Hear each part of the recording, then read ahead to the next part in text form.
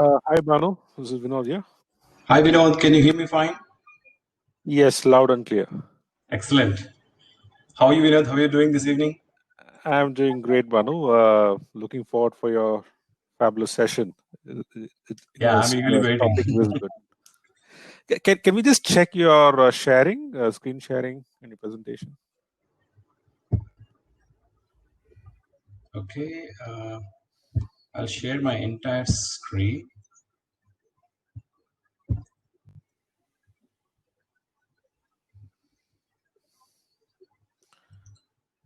So this is Do what you you want? see? Yes, I see that. And do you want to go to the presentation mode also and check? Yes. And how do I see the chat box? Well, that if you only have a dual screen, so in the second screen you can see that. If not, the other option is whenever you want, you got to come out of the presentation window, or I can help you out. So however you want to do it. Okay, what I'll do is because I'll need the chat very badly today. I didn't know I need a dual screen. So I'll exit from main screen. Yeah, sure. Whenever you think that you want to see the chat window, then you can exit it. Otherwise, you can use the presentation mode if that's fine with you. So this is fine if I want to go back to chat and look for chats. That should be fine. That should be fine. What happens is if you're not at the presentation mode throughout, the people are not able to read the presentation and they keep telling about go to the presentation mode. So you can switch from presentation mode, come out of it, see the chat, and then go back to it. That should be Got it. fine. So I'll make use of this approach. Then quickly I go back to this window and go back to slideshow. Sure. So we have 2 more minutes. Yeah.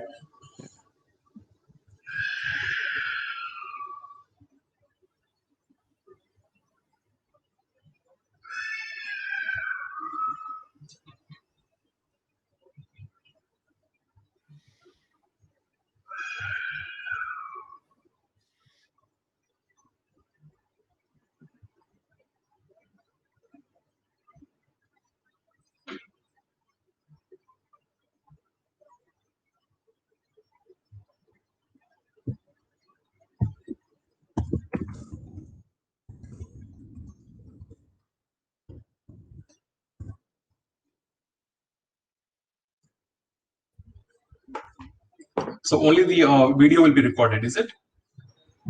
Yes, the audio, video, and the presentation also. If you are sharing your screen, it will be recorded. Got it.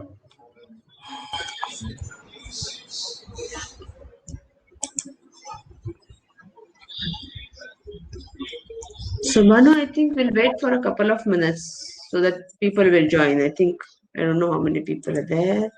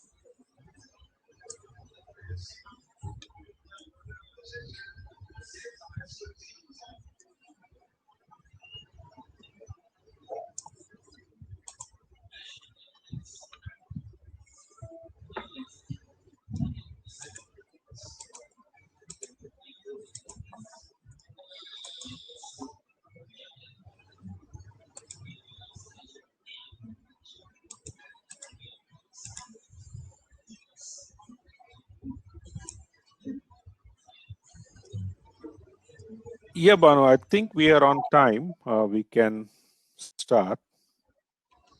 So, Okay. yeah, so good evening, all participants. Today's session is going to be about the first step towards agility, and it's going to be the speaker is going to be Banu Golconda. Over to you, Banu. You could introduce yourself and start the session. So, stage is yours. Thank you, Vinod, for the warm welcome. And I hope everyone is still energized. It's Sunday evening and it's 8:20 now. So my name is Bhanu Golconda. I'm an Agile coach. I coached 30 plus teams so far in Scrum and 14 in Kanban. I also train around 600 plus members. I also got, opportunity to speak in 3 renowned Agile conferences. And recently I authored a book called Coaching the Agile Dragon. And I'm Calcutta alumni. So this is a very brief intro about me. So let's get to the topic now. So before getting into the topic, I thought, let me tickle your neurons a little bit with a small icebreaker. We use icebreakers in live settings to make people, get that strange aspect go away and make people interact. But no, let us still call this as an icebreaker. So I'm calling this as help the Air Force chief to save aircraft. So let me take you back to, War of World. So I just put it in a user story format. As an Air Force chief, I want to install protective shields on our aircraft so that we can save the aircraft from additional damage in war. So this is the user story. And the description is, during the war, we lost many aircraft. So the Air Force chief is telling this to us. Okay, they lost many aircraft due to bullet heads. Only few have returned to their airbase. So please help us find a strategic place on aircraft's body where protective shield can be placed. And this is acceptance criteria, like the protective shield should save the aircraft from severe damage so that it can safely return to the airbase. And there is other criteria, like it should be of minimum weight so that it doesn't negatively affect the aircraft's speed. And maybe we can put the shield, protective shield, in not more than 2 places. Okay. Now, assuming you are a specialist, right, in that area, where do you suggest to place the protective shield? Should it be front body, back body, or nose of the aircraft, wing, or tail? So let me switch and let me see if I get any responses or chat box. So where do you, if you are the one to be asked this question, where do you place the protective shield? Can you put your responses in the chat box? Front body, Jay says front, Jay Krishna says front body. Any other guesses? Front body, wings. Very good. Thank you. So let me go back. Okay. Now imagine the aircraft chief is asking you, okay, do you have more questions? Okay, instead of asking you directly where do you place, do you have more questions so that it will be easy for you to, come to a solution? What questions would you ask? I would need to understand how the aircraft works before I can comment. Excellent. Any more questions you would want to get answered before you do a solution?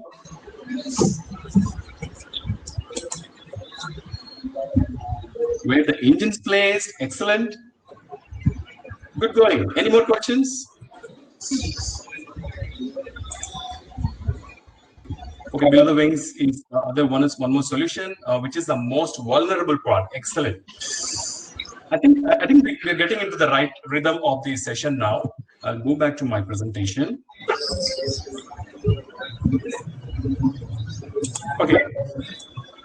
So some questions to ponder are, is there any data, right, that shows the places where past aircrafts were mostly hit? Okay, someone was rightly pointing the vulnerable areas. So this is the data you have now. Okay, so this is a clustered image of all the aircrafts which were hit by bullets, and this shows the density of bullets, right? Now can you guess So now we have some data, right? Now we are somewhat closer to the solution. Now, can you guess where you want to put the protective shield?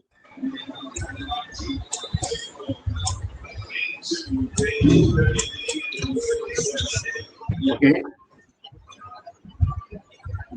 Okay, I think you got the context now. You are still right. You're able to rightly guess. Moving on to one more question. How many aircrafts have returned to airbase? Okay, now the air chief is answering 40%. I think with this answer, it puts us in a dilemma. Okay, what happened to those 60% of aircrafts which is returned? So whether this data is good or not, right? So now getting into the next aspect. Okay.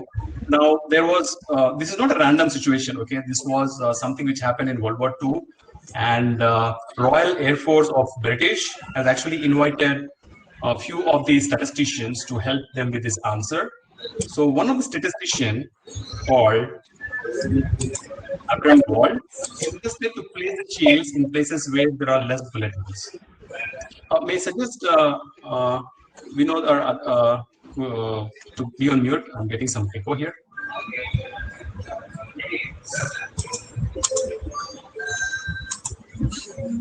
Can you be on mute if you're not speaking?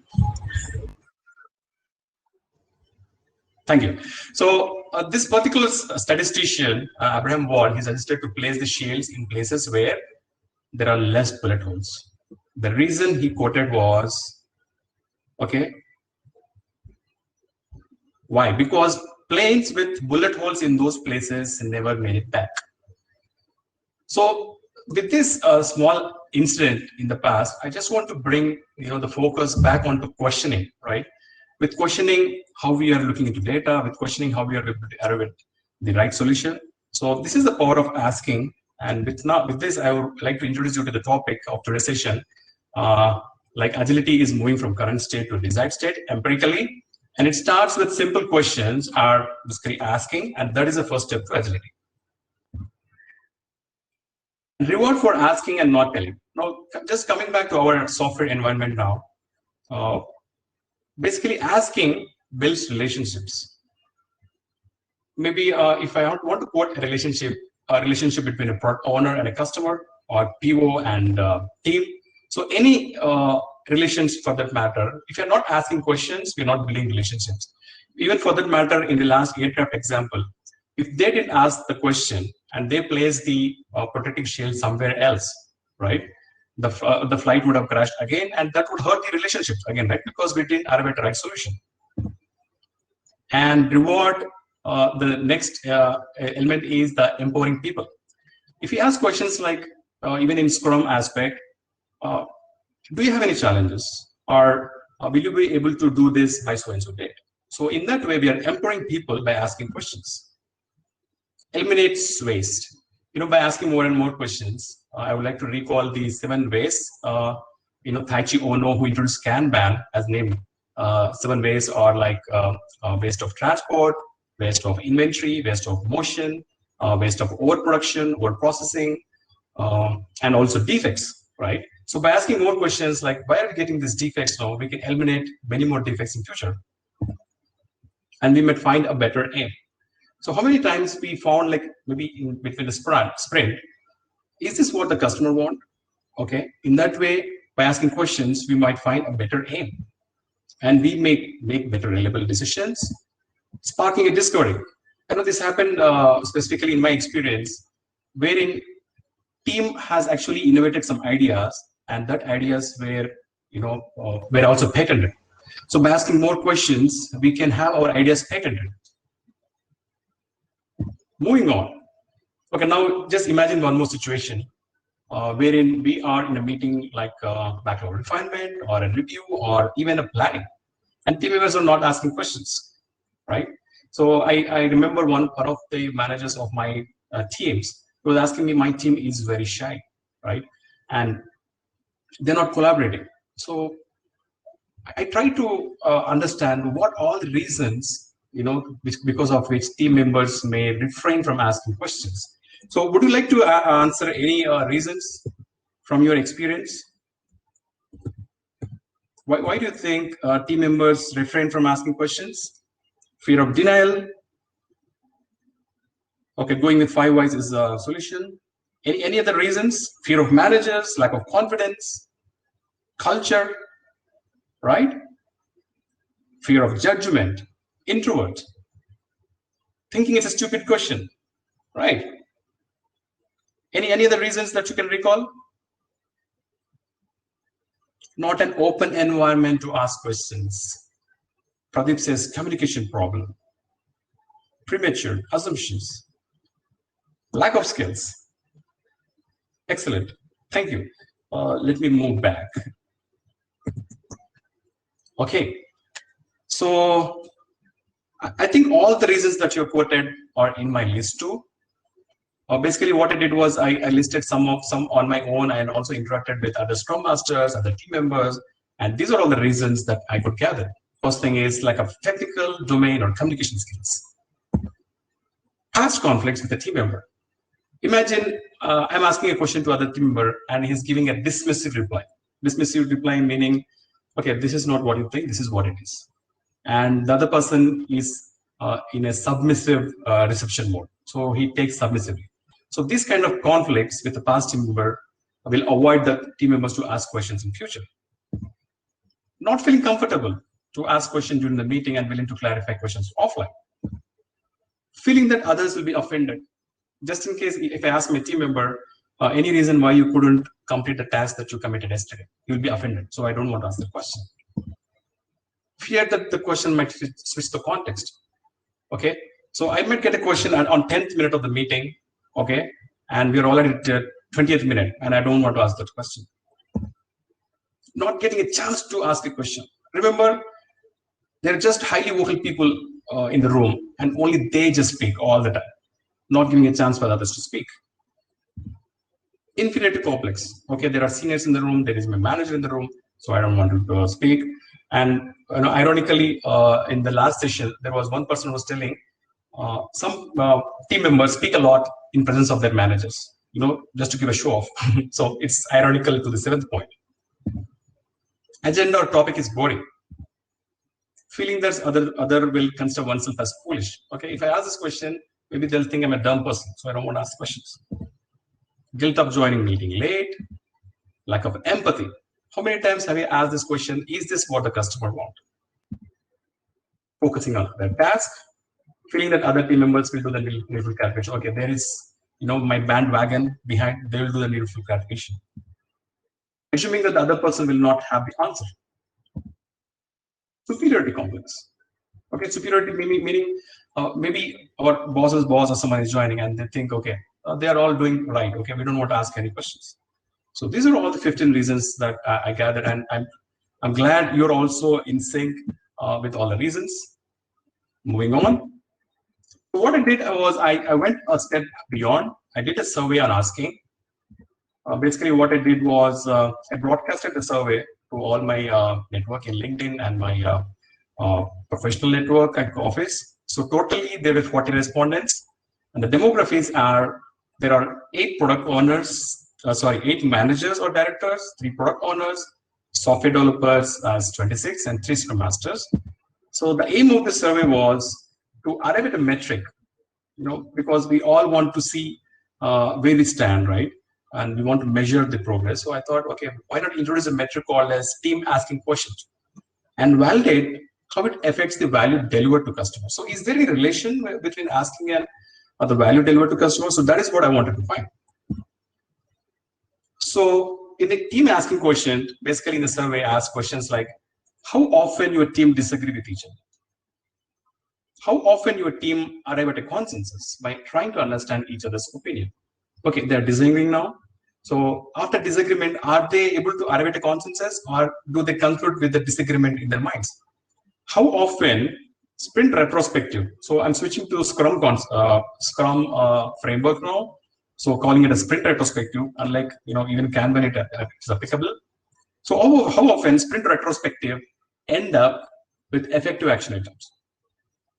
So in my opinion, if a retrospective is not ending up with effective action items, the team is not asking questions. So the next step is, Are the effective action items agreed upon or they executed till completion? And how often features are removed or reprioritized? Is the team just following what the product owner is telling, or is team helping reprioritize and remove the backlog? How often team meets the commitments by ensuring done? So basically the question was like not at all and frequent, more frequent, something like that. So I gave 5 options. And on value delivery quotient, the one question was how often feature delivered in last 6 months are used by end users. Moving on. And these are the results. Okay.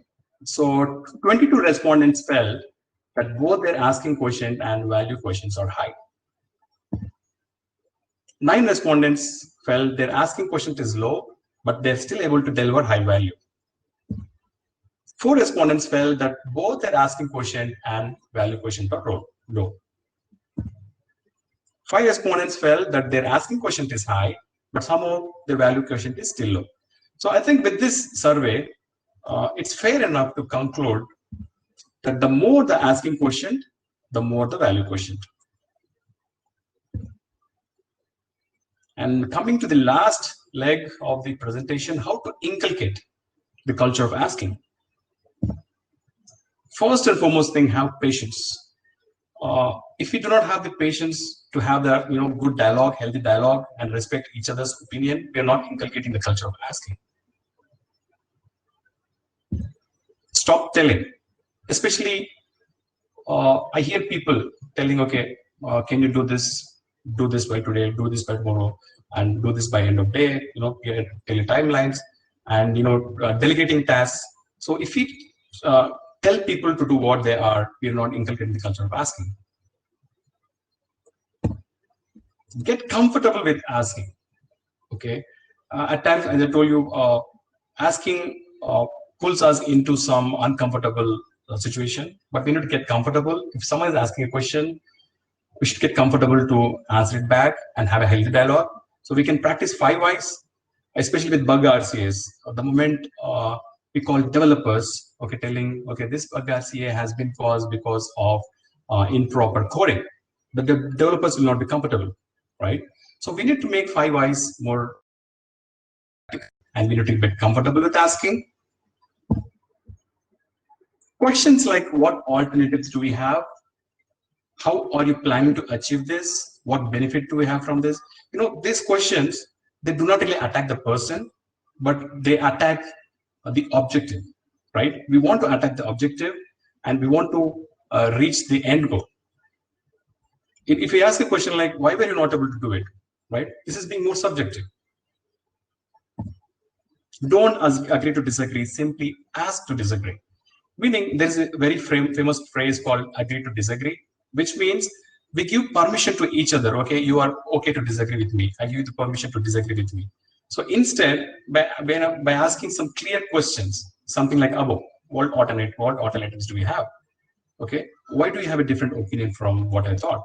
So I'm also disagreeing while asking the question. So we really do not have to agree to disagree for that matter.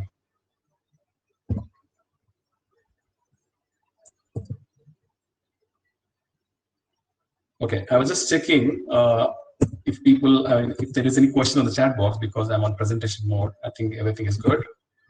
Okay, where are we? Both questioner and listener should be curious with an intent to learn and help product grow. Because when we ask questions, I told you, the asking should not be intended to the person. We are asking questions for the benefit of the product. So this should be the intent, not to have the blame game. Have fun asking activities. I personally played this with my teams. Okay, I give some five minutes to the teams. Okay, you can ask dumbest question first, and there'll be good laughs also with this. And also some other things like, if you were CEO, what would you ask? Something like, after a story is explained to the teams, okay, we can just ask, have this small conversation. We tell, okay, if you were CEO, what would you ask? So this is how I'm thinking we can integrate the culture of asking. If you have any other things that you have shared or tried with your teams, please connect with me and you can share it to me, or you can share it to other people in the chat box too. And this is how we can coach Scrum by asking questions. So I'm just giving a small scenario here. One of the team member is asking, we would need a couple more hours to complete testing and automation of all stories. Shall we accept the stories as all the development work is done? Now Scrum Master is coming into picture. So Scrum Master is asking, okay, he's not telling, okay, we should not accept the stories since there is no, he's just asking, what benefit do we get by accepting the stories? Our velocity will be good and team morale will be high. That is what the team member is telling. Now Scrum Master is again telling or asking, are we not deviating from the agreed definition of done criteria? Yeah, but we'll only need a couple more hours to complete the DOD. Scrum Master is responding. Okay, now he's bringing all the team members into picture because a deliverable is not an individual accountability, but it's a team's accountability. So they're asking, does the team believe that user stories are potentially releasable? Okay, so one of the team members is saying, some more testing and automation might help to find more issues. The Scrum Master is asking, do you still think we should accept the stories? Now the team member is telling, I don't think so. Thanks for helping me understand. So here the Scrum Master is coaching team by, and also building the culture of releasing potentially shippable user stories at the end of each sprint. And accepting is not the goal, but that is the goal of potentially releasing a quality software, quality working software. Okay, so I've been attending all the sessions in RSG 2020 Hyderabad, and many instances were found wherein the speakers were suggesting to ask. For instance, Roman Pichler suggested to ask who, what, why, and how in his conflict resolution session. And this is one more thing from Backlog Smells, wherein Ritesh was suggesting to ask and find out. And one more from Changing Narrative by Ashutosh. He was asking, do we love our products? Very good question. And ICF coaching competencies. Here they're mentioning one of the competencies is about asking powerful questions. And Dabbawala, very nice session. Even in that, the speaker was asking questions like, what is the coding that you have used? And more questions on those lines. And just before we had a session from Mumsy, he was asking, I was suggesting to ask the right questions to build customer delight. So thank you. This is all I had. I think it was a very quick one. Feel free to connect. And with one last statement called, millions saw the apple fall, but only one person asked why. We know who asked that question. So this is one of my favorite quotes by Bernard Shaw. I'm coming back to the live session now. Okay, any questions? Yes, if you could check in the chat, you would see the questions. Do you want me to read out? Would you prefer that? Hanu? Please, Neha, can you read it? I'm not sure. What if I followed the. Yeah, what if all the team members agree with the original resource and do not want to go ahead with the testing? Just curious how to handle this situation. Okay, so this is a very classic example where most of the team members are agreeing on one direction, and one of the team members is not agreeing with the direction. So the only solution is you need to ask why he's of that opinion. Okay, even at times we might want to deliver something with not much of testing done. Okay, well, not much of automation done. So that is where we need to ask questions like, are you really confident on the quality? Okay, forget about automation being not done. Maybe if the customer really wants it, we can still give it. But are you confident on the quality? Do you still believe customer doesn't come back immediately with any defects? So by asking more questions on the quality front, bringing accountability back to the team, we are going in the right direction in that manner.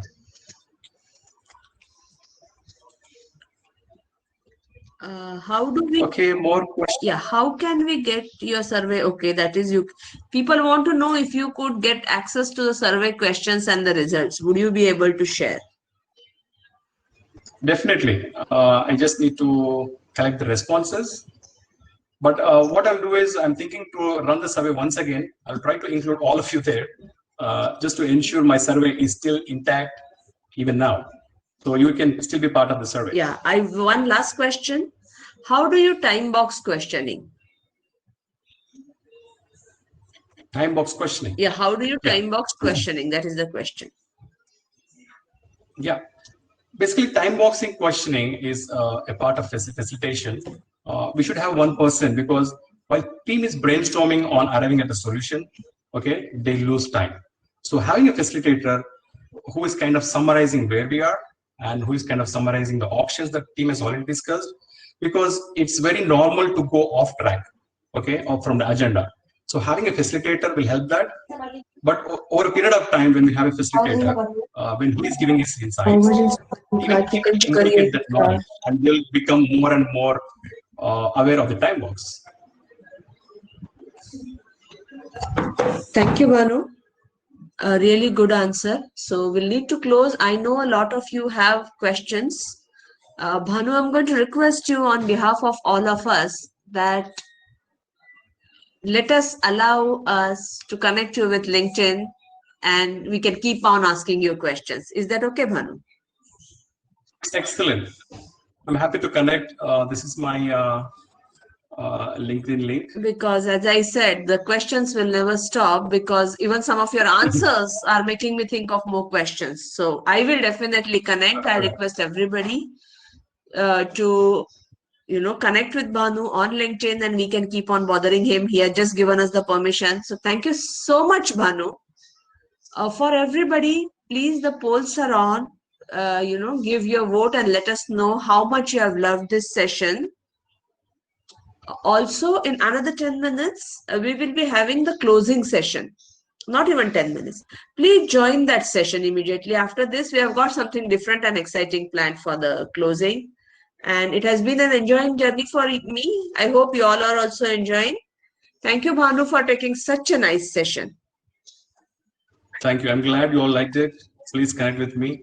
Thank you. Thank you. I enjoyed. And that's what if I can see the LinkedIn requests already coming in your way, I'm pretty sure everybody enjoyed too. So thank you so much. But Excellent. Bhanu, you Thanks, also Neha. please Thanks, everyone, join for joining. the closing sessions. Definitely, I'm joining it. Thank you. All right. Thanks. Thanks, everybody. Looking forward to see you there.